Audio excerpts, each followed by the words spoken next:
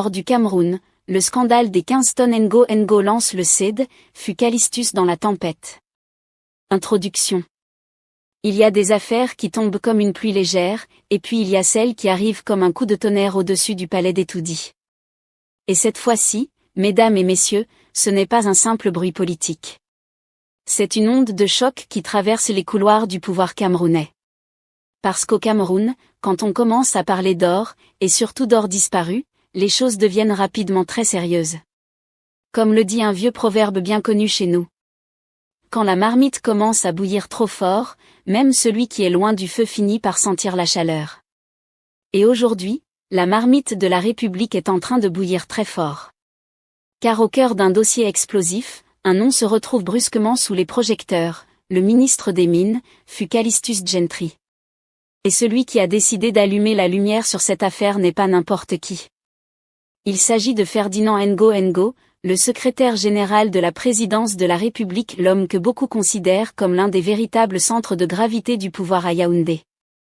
Selon des informations révélées dans la presse, une instruction officielle a été adressée au secrétariat d'État à la défense chargé de la gendarmerie, le fameux CED, afin d'ouvrir une enquête mixte sur un trafic illégal d'or qui pourrait atteindre des proportions gigantesques. Et là, les Camerounais commencent à ouvrir grand les oreilles. Parce que dans ce pays, lorsque le CED entre dans un dossier, ce n'est généralement pas pour vérifier une simple erreur de calcul. Non. Cela signifie souvent que l'affaire est devenue trop lourde pour rester dans les tiroirs administratifs. Et dans cette histoire, les chiffres donnent carrément le vertige. D'un côté, les statistiques officielles parlent de quelques kilogrammes d'or exportés par le Cameroun. De l'autre côté, certains partenaires étrangers affirment avoir acheté plus de 15 tonnes d'or camerounais. Autrement dit, quelque part entre les mines du Cameroun et les marchés internationaux, leur semble avoir développé un talent particulier pour disparaître. Et comme on dit souvent avec humour dans les quartiers. Au Cameroun, certaines choses disparaissent plus vite que le carburant dans les stations pendant la pénurie. Mais derrière la satire, l'affaire est extrêmement sérieuse. Parce que si ces chiffres sont confirmés, cela signifierait que des centaines de milliards de francs CFA pourraient avoir échappé aux caisses de l'État. Et là, la question devient nationale. Qui contrôle réellement l'or du Cameroun? Qui profite de cette richesse? Et surtout, jusqu'où cette enquête osera-t-elle remonter?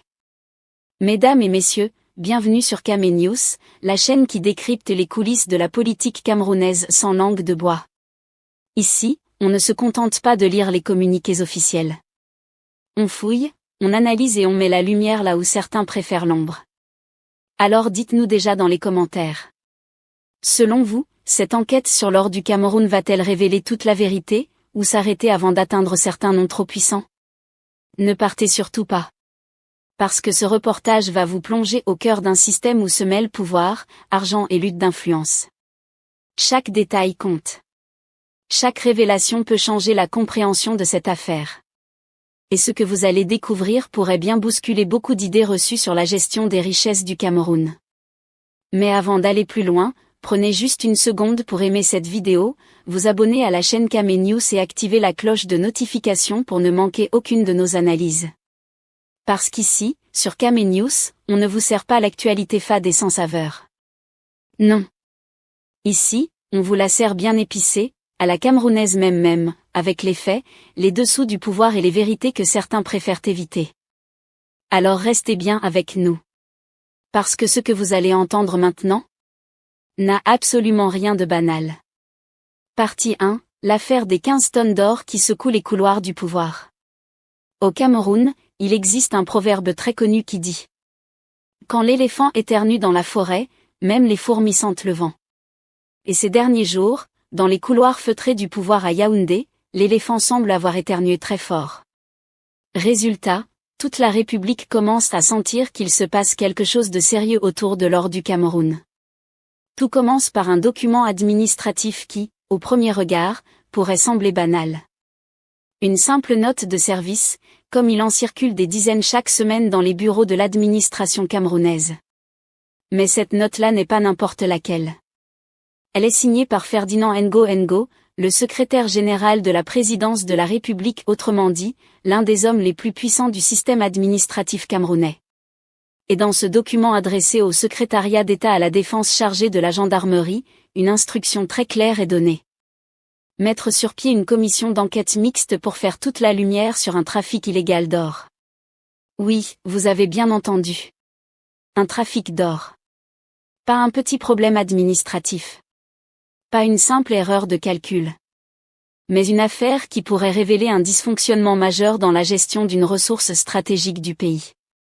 Et lorsque ce type d'enquête est directement ordonné depuis la présidence, les initiés de la politique camerounaise savent que cela signifie une chose. Le dossier est devenu trop gros pour rester discret. Mais alors, qu'est-ce qui a déclenché cette tempête politique ?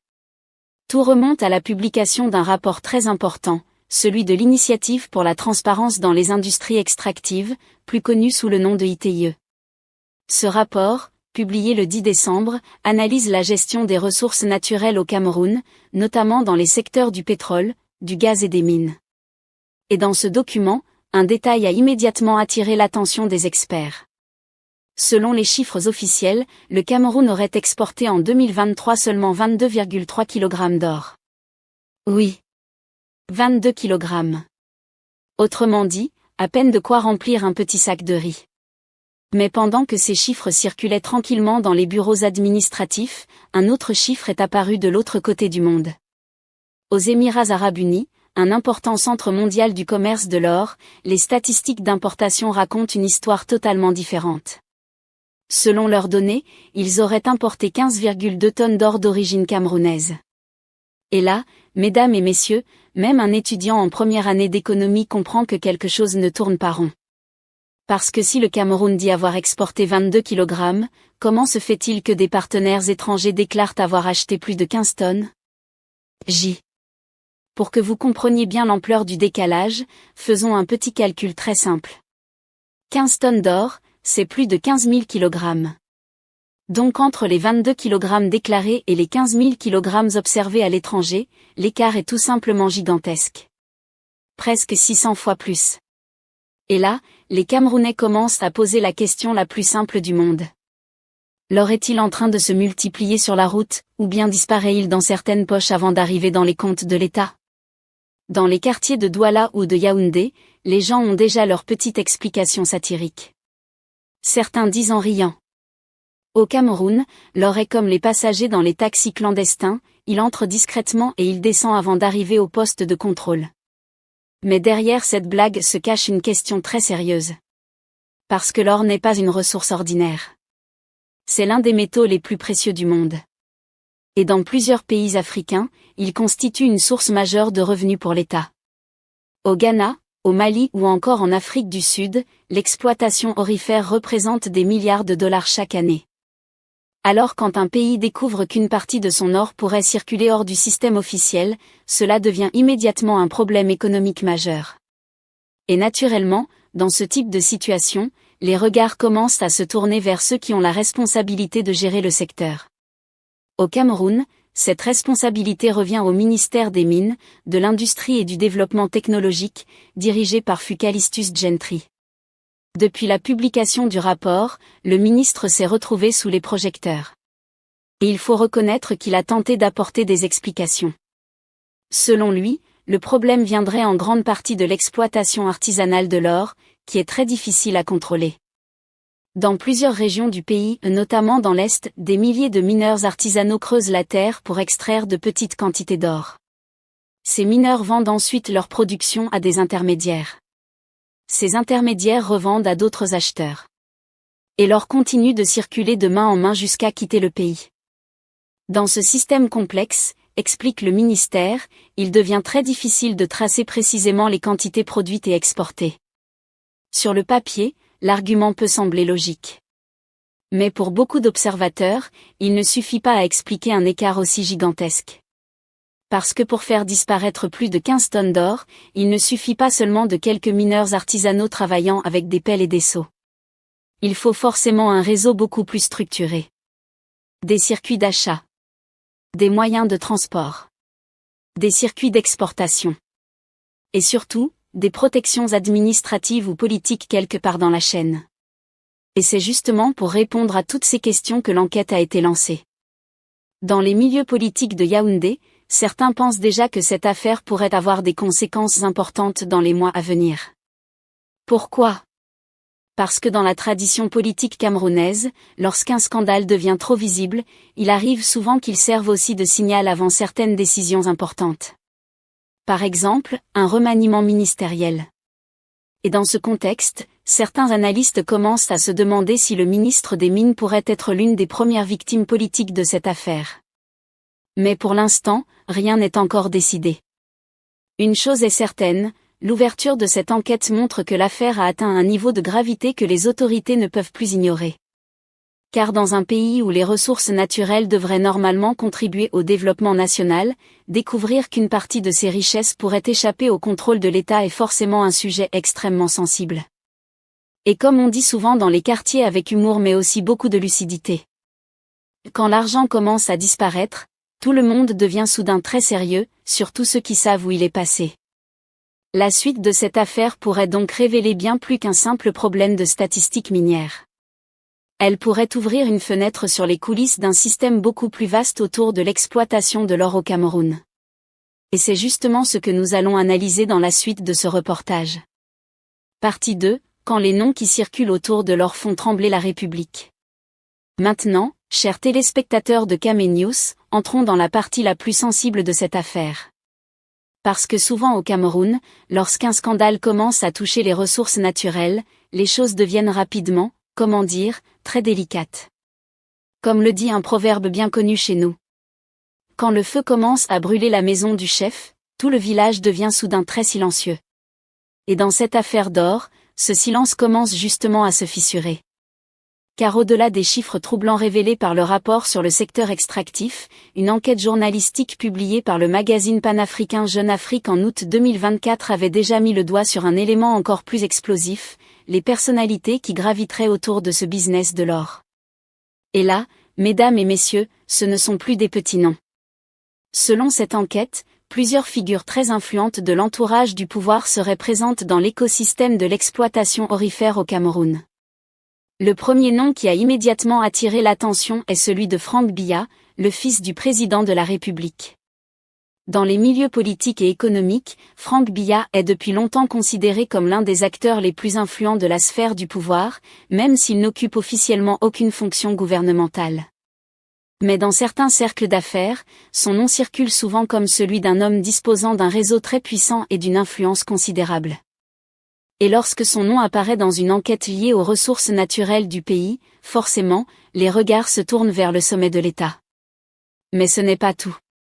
L'enquête mentionne également Bonaventure Mvondo Assam, un neveu du président Paul Biya.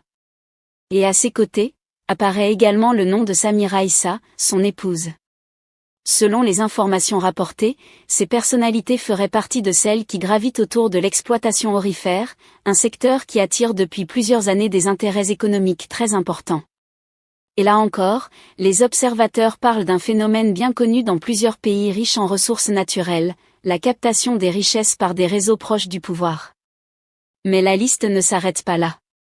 L'enquête évoque également l'ancien ministre Badel Ndanga Ndinga ainsi que son épouse Marie-Gisèle Minlot. Des noms qui, eux aussi, ne sont pas inconnus dans les cercles politiques et administratifs du Cameroun. Et selon les révélations du magazine panafricain, certaines de ces personnalités n'hésiteraient pas à s'impliquer activement dans la bataille pour le contrôle des sites aurifères. Parce que dans ce secteur, la compétition est féroce. L'or, ce n'est pas seulement un métal précieux. C'est aussi une source de pouvoir, d'influence et de richesse rapide.